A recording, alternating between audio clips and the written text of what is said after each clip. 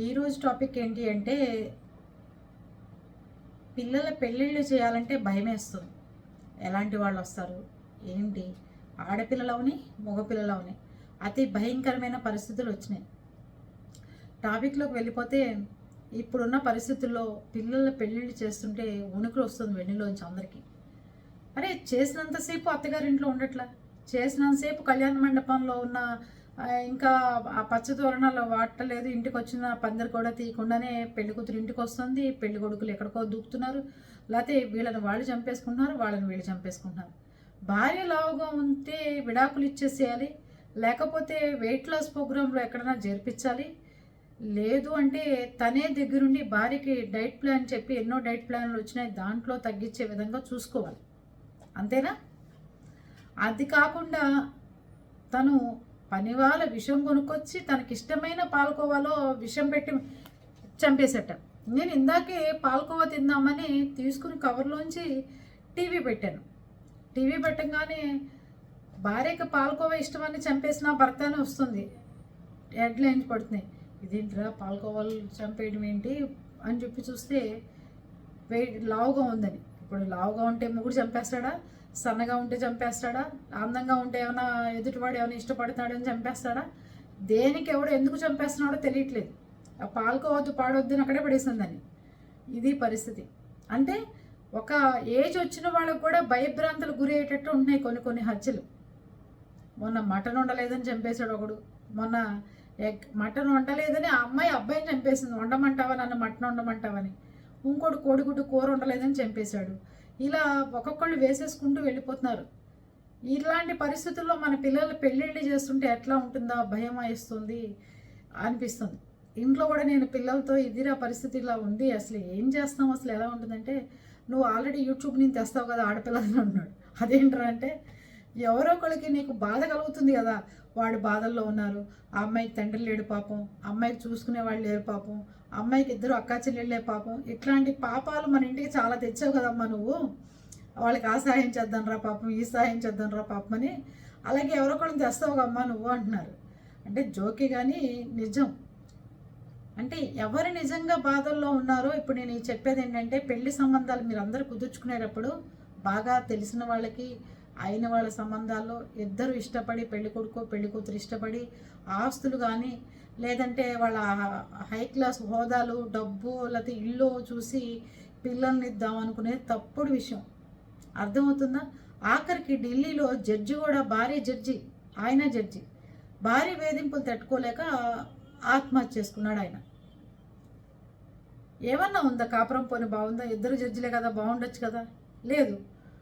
అందుకని ఒకళ్ళకొకళ్ళు చక్కగా తెలుసుకున్న వాళ్ళు, తెలుసుకున్న ఫ్యామిలీలు, రెండు ఫ్యామిలీలు బాగా దగ్గరున్నవి, బాగా కావాల్సిన వాళ్ళు ఉంటే కనుక అలా చూసి చేసుకోండి సంబంధాలు. తప్ప ఎలా పడితే అలాగా అల్లుడు పెద్ద హోదాలో ఉండాలి అనుకుంటే ఇలాంటి పరిస్థితులు వస్తున్నాయి మనకి. ఇదివరకు రోజుల్లో అలాగే చేసేవాళ్ళండి. వెళ్ళి పెళ్ళికొడుకు ఏం చేస్తున్నాడు, వాడి ప్యాకేజీ ఎంత, వాడు హోదా ఎంత అని ఎవ్వరు అడిగేవాడు కాదు.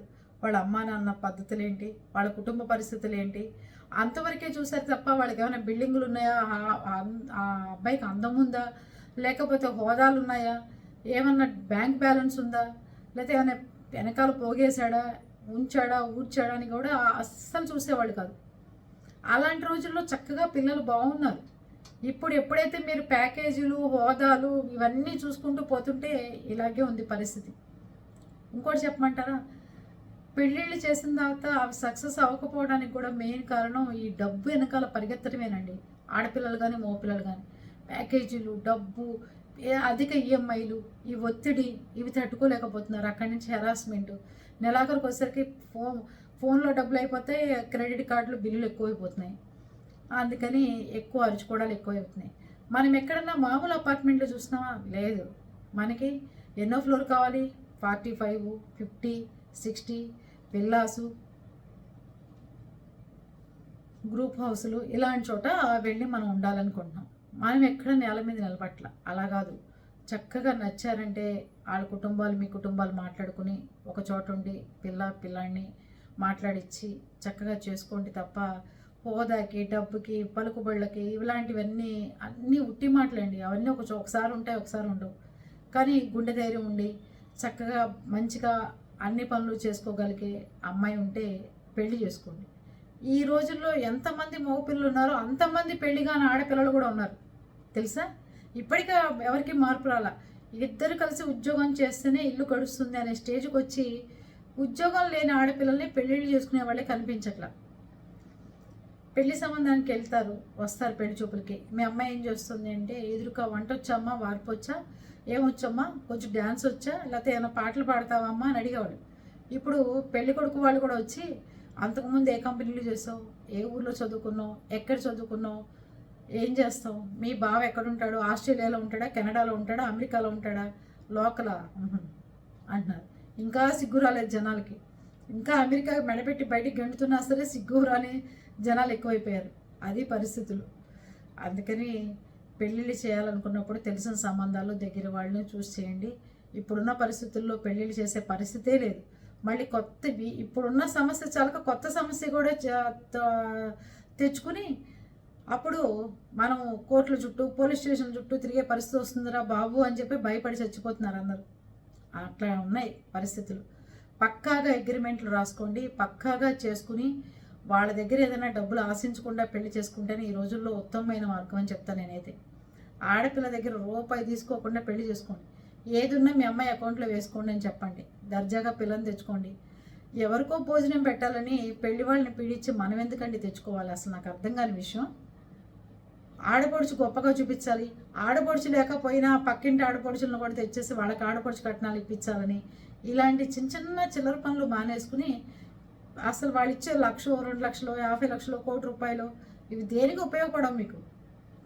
దాని బదులు శుభ్రంగా గుళ్ళోకి వెళ్ళి దండలు మార్చుకుని ఆ కట్నం డబ్బులు వాళ్ళ అమ్మాయికి వేసుకుంటారో ఏం చేసుకుంటారో. నచ్చితే మన ఇంట్లో ఉంటుంది, నచ్చకపోతే ఆమె డబ్బులు ఆమె తీసుకుని ఆమె వెళ్ళిపోతుంది. గోలే ఉంది. లేకపోతే చెప్పండి, గొడవే లేదు. అప్పుడు ప్రశాంతంగా ఉంటారు అందరు ఎవరికి వాళ్ళు. అది ఆ అమ్మాయి తెచ్చిన మంచం ఎక్కి పడుకోవాలి, ఆ అమ్మాయి తెచ్చిన బీరువా ఉంటేనే బీరువాలో మీ బీరువాలు కొనుక్కోవడం రాదా అండి? అమ్మాయి తెక్కపోతే మీకు మంచం కొనుక్కోలేరు ఒక 10,000, 50,000 పెట్టి. ఇలాంటి చిల్లర పనుల వల్లే తిట్టించుకోవాల్సి వస్తుంది నలుగురిలో. పెళ్ళిళ్ళు అంటే అసహ్యం వేసేస్తుంది చూస్తుంటే. వాళ్ళు పెద్ద లిస్ట్ ఇస్తున్నారు పోలీస్ స్టేషన్కి వచ్చిన తర్వాత. మా అమ్మాయికి 2 బిందెలు ఇచ్చాం, 2 బకెట్లు ఇచ్చాం, 4 దుళ్ళు ఇచ్చాం, 2 పరుపులు ఇచ్చాం, మంచం ఇచ్చాం, బకెట్లు ఇవన్నీ మాకు వేసి పంపించేయండి అంటే మళ్ళీ అమ్మాయి వెళ్ళేప్పుడు లారీలు ఇవన్నీ వేసి పంపించేస్తున్నారు. అసలు నువ్వేం తేమాకమ్మా తల్లి, దండలు మార్చుకుందాం ఇంటికి రా అని చెప్పండి, గోల వదిలిపోతుంది. అర్థమైందా? ఇవన్నీ మళ్ళీ వేసి పంపిస్తే పరువు తక్కువ మనకే. అందుకని ఇలా చెప్పానని ఎవరు తప్పుగా అనుకోమాకండి. నిజమా కాదా చెప్పండి. అస్సలు సహనం పట్టేవాళ్ళు లేకుండా అబ్బాయిని అమ్మాయి చంపేయటం, అమ్మాయిని అబ్బాయి చంపేయటం, ఈ రకమైన హెరాస్మెంట్లు, ఈ రకమైన తప్పుడు ఆలోచనలు బ్రెయిన్లోకి రావటం, ఎక్కడ ఓపిక పట్టకపోవడం, ఎవరైనా కల్పించుకుని పెద్దవాళ్ళు చెప్పినా వాళ్ళని కూడా వేసేస్తున్నారు ఈ మధ్యన. ఇప్పుడు అత్తగారు వస్తుంది పాపం, కూతురు కదా, బాబు 2 రోజులు ఉంచుకుని పంపిస్తాను, ఏమనుకోమాకయ్యా, 2 రోజుల తర్వాత చూద్దాంలే, ఇప్పుడు అది రానంటుంది కదా వదిలే అన్నాడు అనుకో, ముందు అత్తగారిని వేసేస్తున్నాడు. ఇది పరిస్థితి. ఇప్పుడు ఎట్లా ఉందంటే పరిస్థితులు దారుణాతి దారుణంగా ఉన్నాయి. అందుకని పిల్లల పెళ్ళిళ్ళు బాగా తెలిసిన వాళ్ళైతేనే, బాగా మంచి వాళ్ళైతేనే, అత్తగారు మామగారు కూడా బాగా తెలిసిన వాళ్ళు, బాగా మంచి వాళ్ళైతేనే ఇవ్వండి తప్ప, లేకపోతే దర్జాగా బిందాస్గా మీ పిల్లల్ని మీ ఇంట్లో పెట్టుకోండి, ఏం పర్వాలా. ఇప్పుడు పెళ్ళిళ్ళు అవ్వకపోతే నష్టమే లేదు. పెళ్ళిళ్ళు కాని వాళ్ళందరూ దేశాలను వెళ్తున్నారు, గొప్పవాళ్ళు అవుతున్నారు. అందుకని ఎవరికి వాళ్ళ ఇంట్లో ఉంటే సేఫ్గా ఉంటారు. అలాగని పెళ్ళిళ్ళకి వ్యతిరేకమని కాదు, ఇచ్చే సంబంధం మంచి చూసుకు ఇవ్వమని. ఓకేనా?